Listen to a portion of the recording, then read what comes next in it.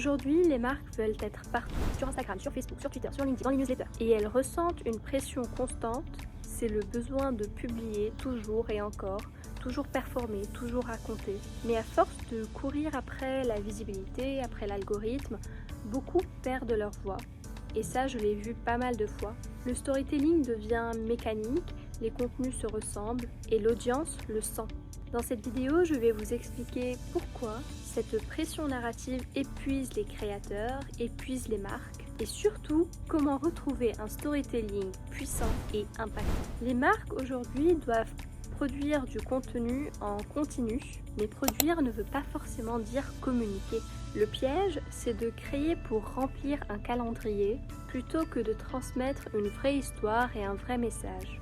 Résultat, les messages deviennent vides, la voix de la marque se dilue et la connexion avec l'audience s'affaiblit. Même les grandes marques avec un grand budget tombent dans ce piège. Trop d'automatisation, trop de posts, trop peu de sens. Comment savoir si votre marque souffre de fatigue narrative? Voici 3 indicateurs. 1. Le contenu qui se ressemble. Tous les posts ont la même structure, les mêmes visuels, les mêmes messages. Il n'y a plus d'émotion ni d'originalité. 2. L'audience qui décroche, c'est quand les interactions stagnent et que les commentaires disparaissent. Les gens et l'audience en fait sentent que le message n'est plus sincère. 3. Un sentiment interne d'épuisement. Ça, c'est quand le storytelling devient plutôt une responsabilité, une tâche pour les équipes marketing plutôt qu'une stratégie créative. Une marque qui communique mieux, ce n'est pas forcément celle qui publie le plus.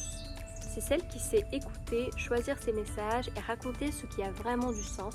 Le storytelling efficace ne se mesure pas en posts par semaine, mais en cohérence, en clarté et en émotion. Il doit refléter ce que la marque vit réellement, pas seulement ce qu'elle pense que l'algorithme veut voir.